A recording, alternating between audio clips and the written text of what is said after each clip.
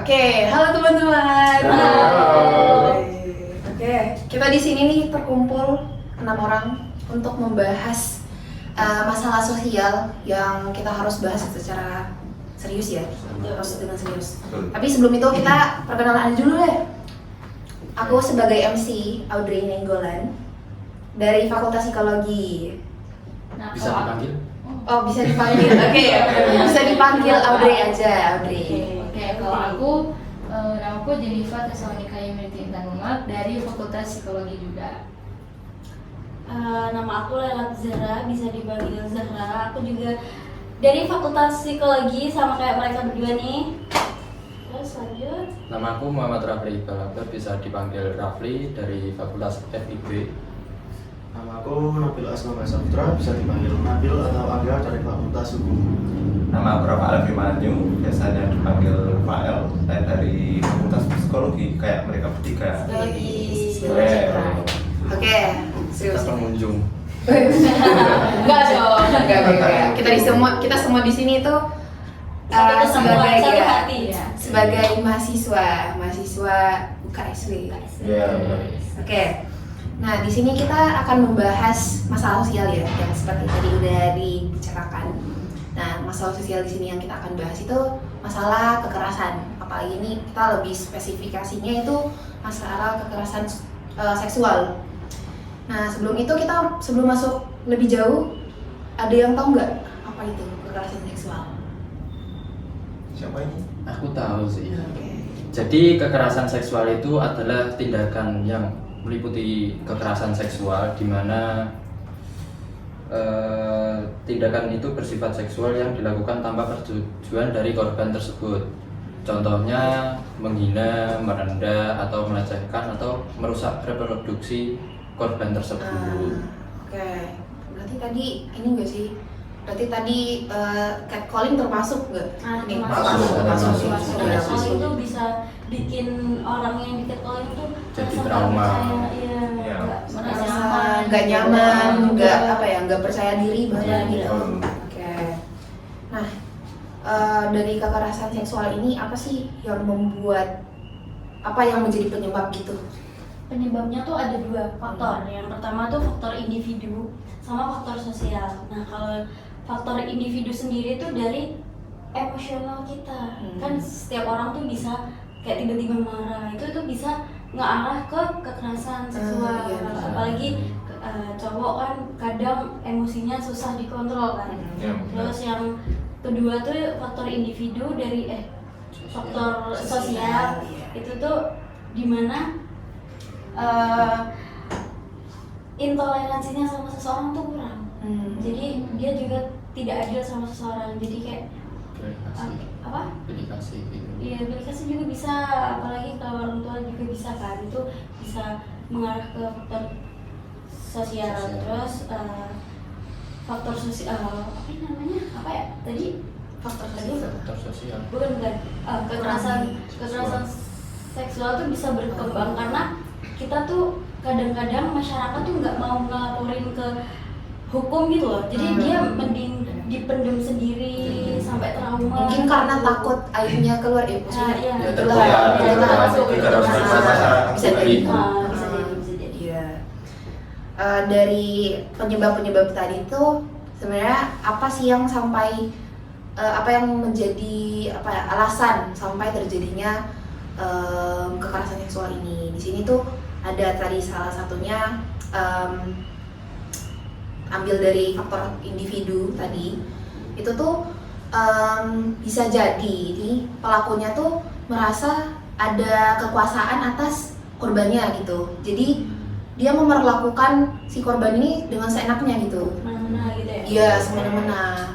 Nah, juga ada alasan yang kedua tuh karena penegakan hukum di negara tuh nggak tegas ya, nggak. Jadi maksudnya sampai kurang tegas gitu. Jadi pelakunya sampai merasa bahwa dia itu sebenarnya merasa bebas gitu, bebas buat ngelakuin kekerasan seksual gitu. Apalagi zaman sekarang hukum bisa dibeli. Nah, Oh, apalagi yang iya, punya duit bahaya ya, tuh, bahaya. banget sekarang. Uang atas skalanya. Oh, iya. segalanya butuh uang. Aku kalau nggak salah itu tadi malam sempat baca itu apa kayak ada kasus ya berita di sebuah universitas seorang rektor melakukan tindak kekerasan seksual kepada karyawannya. Oh iya, baru tahu aku. Di Indonesia Kronologinya gimana? Gimana? Jadi itu si rektornya itu ada korbannya itu 2. Kalau nggak salah itu karyawan sama pegawai honorer ya, kalau nggak salah. Modusnya itu mereka disuruh masuk ke ruangan si rektor itu, katanya sih cuma mau bahas pekerjaan ya, tetapi malah pas masuk di ruangannya terjadi tindakan tidak yang senonoh. tidak ya terjadi diinginkan. Iya. Parah sih. Udah parah banget ini Indonesia. Gimana nih? Terus Kasusnya- korbannya gimana? Korbannya gimana? korbannya itu kalau aku baca di beritanya sampai trauma gitu, tapi ada parahnya lagi. Apa nih? Rektornya itu terbebas dari kasus pidana itu. Gila. Gila Bisa sih. dibeli ini mah. Waduh, Parah Gila banget sih. Indonesia.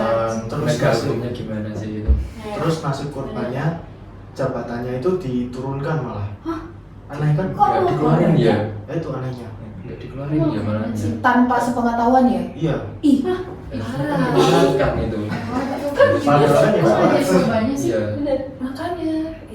Aneh banget kan? Nah, oke. Dari situ tuh kita ada pertanyaan nih. Sebagai negara hukum kan, nih kita Indonesia apalagi Indonesia sebagai negara hukum, apa sih apa aja dasar hukum yang mengatur tentang kekerasan seksual ini? Apakah ada gitu? Ya, gue. Jadi berdasarkan research gue nih yang udah gue Wih, tulis di Aduh, HP. BB nih. Gue banget nih. Oke, yang pertama itu Undang-Undang Nomor 23 Tahun 2004 tentang penghapusan kekerasan dalam rumah tangga. Itu tuh dia ngatur kekerasan dalam rumah tangga, termasuk fisik, seksual, dan psikologis. Lalu pelakunya itu dihukum hingga 15 tahun penjara loh. Nah, Itu satu orang aja Iya. nih. Karena tapi sekarang ini masih banyak yang KDRT. Iya. Parah. kenapa ya masih lanjut aja Makanya gitu? itu. Iya sih. Nikah Cinta. terpaksa. Cinta ini cinta. Oke, lanjut. Oke, terus kedua itu ada Undang-Undang Nomor 12 Tahun 2022 tentang tindak pidana kekerasan seksual. Ya, itu undang-undang melindungi korban kekerasan seksual dan memberikan sanksi kepada pelaku.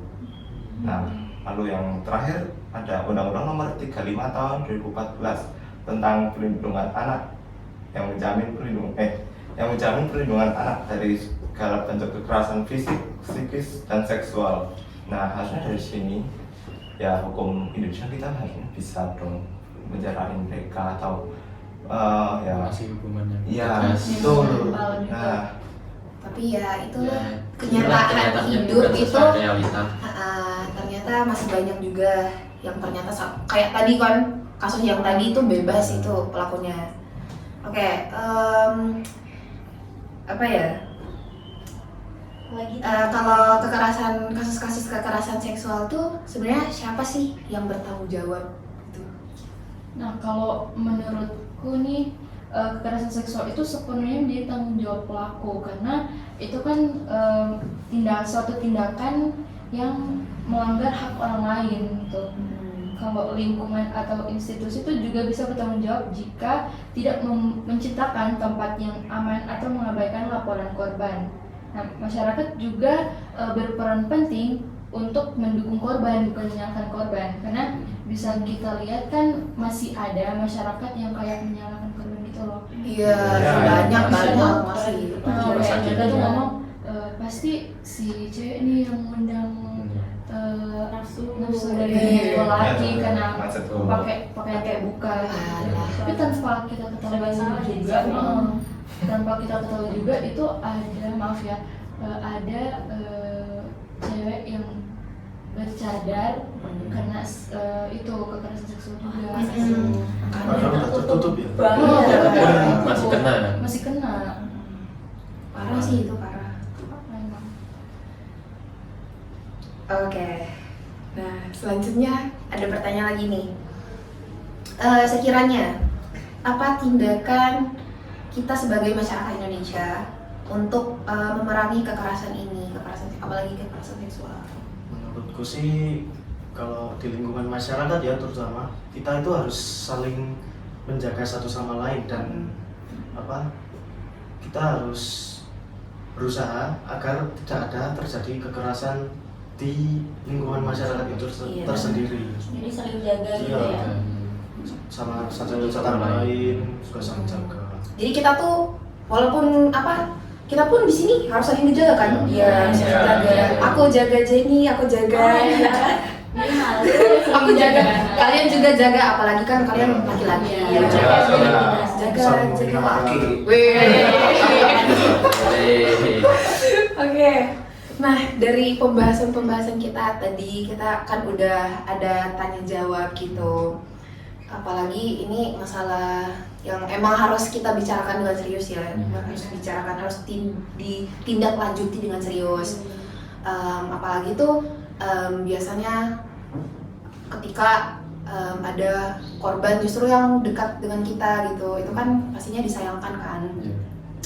Nah, di sini kita tuh tujuannya membahas ini buat kita menyadarkan, mengajak banyak orang di sekitar kita maupun di luar sana untuk terus lebih aware, lebih sadar sama kasus-kasus ini yang itu kan tadi udah dari contoh-contoh kasus yang ada itu kan pastinya kalau didengar itu kayak parah gitulah, udah parah gitu. Nah, di sini kita harus sadar lah bahwa kekerasan seksual ini bukan hal yang bisa dipandang dengan sebelah mata gitu. Betul. Dan nggak bisa ditoleransi udah. Pastinya itu pastinya. Karena kan udah dari hukum negara sendiri itu kan pasti ada ininya, ada aturannya, sanksinya, bahkan sampai tadi ada 15 tahun penjara kan. Makanya kita mengajak semua orang untuk sadar akan masalah ini supaya dan diharapkan terjadinya pengurangan kasus-kasus.